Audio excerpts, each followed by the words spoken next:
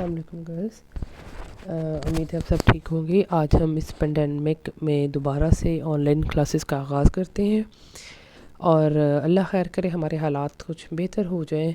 लेकिन चूँकि हमने पहले डिस्कस किया था कि हमने अपना कोर्स पूरा करना है। ये वो चैप्टर्स हैं जो मैं ऑलरेडी आपको पढ़ा चुकी हूँ और हम रिवीजन कर रहे हैं।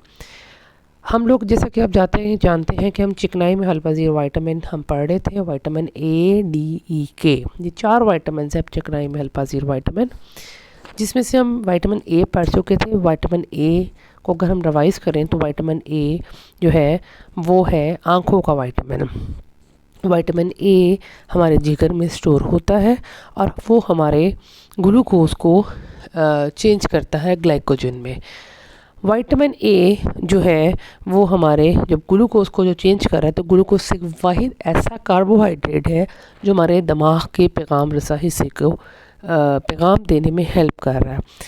मतलब हमारे मैसेंजर, अगर ग्लूकोज़ की कमी हो तो मैसेजिंग में प्रॉब्लम आती है। तो विटामिन ए हमारे लिए बहुत ज़रूरी है। फिर आँखों के लिए हम कहते हैं आँखों की बीमारी, एक हमने जिक्र किया था ज़ेरोफ़्थेल्मिया, जो है अंधापन जिसका एंड रिज़ल्ट है।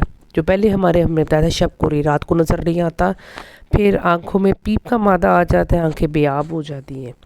फिर एक और बीमारी हमने पढ़ी थी कैराटिनाइजेशन हमने पढ़ी थी ड्राइनेस, खुश्की। क्योंकि विटामिन ए चिकनाई में हल-पज़ीर विटामिन है, तो चिकनाई में हल-पज़ीर विटामिन होने की वजह से वो हमारी बॉडी को चिकना रखता है, हमारे सारे इंटरनल ऑर्गन्स को भी चिकना रखता है।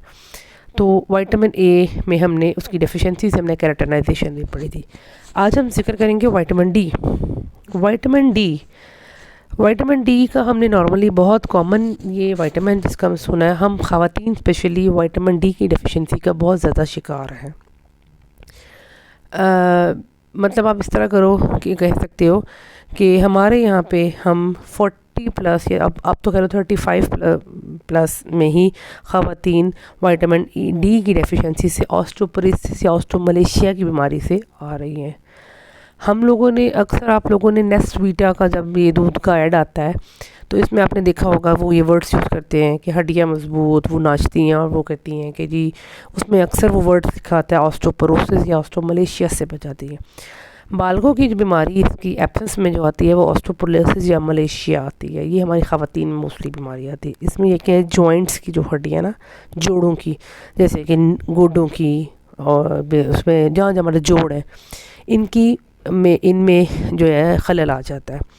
तो ये जो है ये विटामिन डी की डेफिशिएंसी थी। अब तो हमारे खैर जवान नस्ल में विटामिन डी की कमी बहुत आ रही है।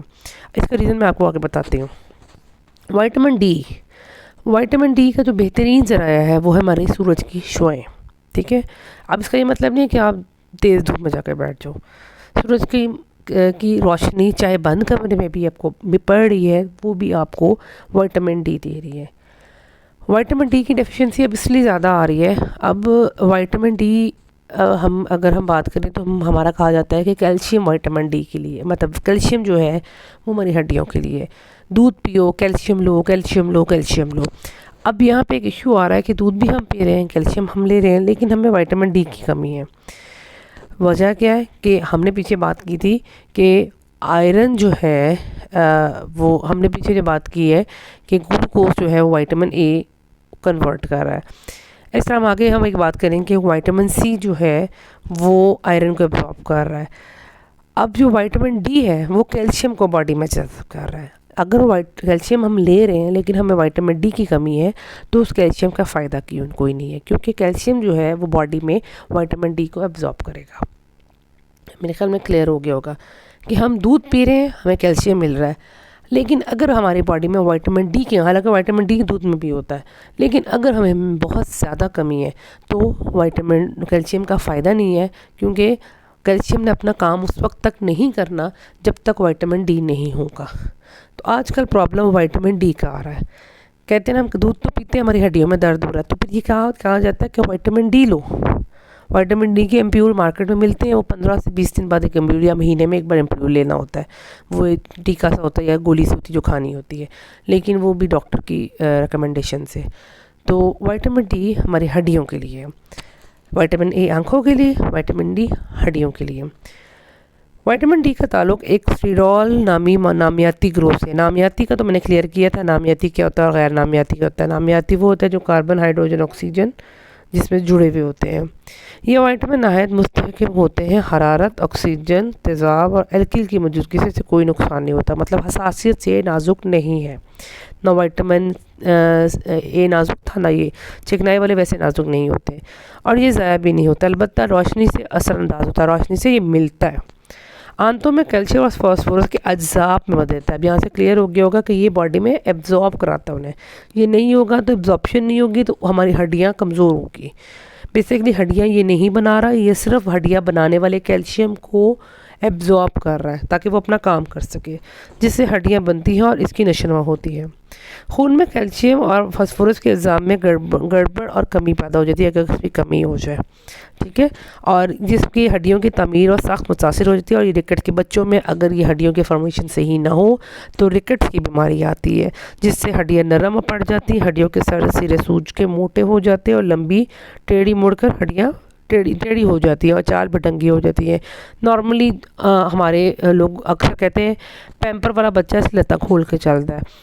पैम्पर्ड बेबी टांगे खोल कर चलता है, लेकिन विटामिन डी जिसको रिकेट्स की हम बीमारी कहते हैं उसमें गोडे बाहर की तरफ निकले होते हैं, वो क्लियर नज़र आता है लेकिन हम आंखें बंद कर लेते हैं, और सर की पुश्ती हड्डी चिपटी हो जाती है। बालकों में हड्डियों की ये बीमारी ऑस्टोमलेशिया जिसका हमने जिक्र किया और जिस्मानी कहलाती है, जिससे जिस्मानी ढांचा बदवज़ा हो जाता है।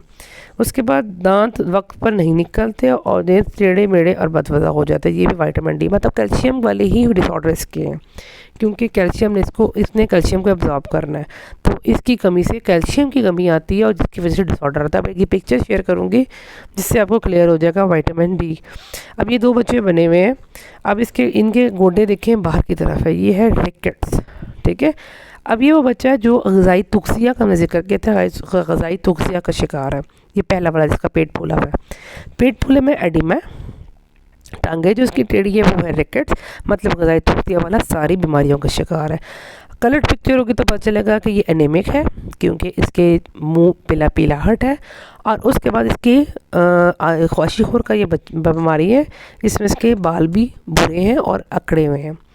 ऑपोजिट ये ढांचा दिखाएं तो ये है मरासमस, हमने जिक्र किया था ख्वाशिखोर मरासमस का। प्रोटीन में बेसिकली ग़िज़ाई तुक्सिया के शिकार है बच्चे। तो मरासमस में क्या है, इसमें अब कार्बोहाइड्रेट भी कम है और प्रोटीन भी कम है। ख्वाशिखोर की आगे जो बीमारी आती है वो मरासमस आती है। मरासमस में जो है वो कार्बोहाइड्रेट से भी हरारे नहीं मिल रहे। तो ये पिक्चर जो है ये ग़िज़ाई तुक्सिया के बच्चे का शिकार है। यहाँ पे हम रिकेट्स की बात कर रहे हैं तो हम इसकी टांगों पे गौर किया जाए, टांगों पे इसकी टेढ़ी टांगें, ठीक है। अब हम इसको आगे चलते हैं। विटामिन डी का सबसे बेहतरीन ज़राया है सूरज की शुआएँ, जिसकी वजह से इंसानी जिस्म और हवानियात में जो है वो विटामिन डी खुद से बनता है, अल्लाह में की कुदरत है। अब हमारे यहाँ पे आजकल विटामिन डी की कमी इस वजह से है क्योंकि हमारे घर इस तरह बन रहे हैं कि हमारे धूप नहीं आती, दूसरा ये है कि हम बाहर नहीं निकलते, इसकी वजह से विटामिन डी की हमारी कमी आ रही है कि हम अंदर ही हम ये सोशल मीडिया पे या हम मोबाइलों पे लगे रहते हैं, इस वजह से हमें विटामिन डी की कमी है। उसके बाद इसके अलावा है मछली का तेल, जिगर, इसकी बेहतरीन ज़राया है। फिर कलेजी, दूध, अंडे, मक्खन वगैरह इसकी बेहतरीन। जो में ज़रूरत क्या है, पैदाइश से लेके 20 साल की उम्र तक 400 मिली बैनुक़वामी अकाइया, ये एक ड्रॉप की ज़रूरत होती है। विटामिन डी के ड्रॉप्स छोटे बच्चों के लिए मिलते हैं कमी के लिए, सिरप आते हैं। बालकों के लिए सूरज की शुआएँ और ख़ुराक से इसकी मकदार काफ़ी हासिल हो जाती है। और हमारे अक्सर आपने देखा होगा कि हम सर्दियों में धूप लेते हैं, हमारी हड्डियों में दर्द होता है क्योंकि हमें विटामिन डी मिल रही है, हमें अच्छा लगता है। मेरे ख्याल में आज विटामिन डी काफ़ी है और आप इसको याद करें। इंशाल्लाह हम आगे हम चलेंगे, थोड़ा थोड़ा करके साथ साथ याद करें ताकि आगे आसानी हो, क्योंकि जैसे ही कॉलेज खुलेगा हम इसका टेस्ट लेंगे। Thank you.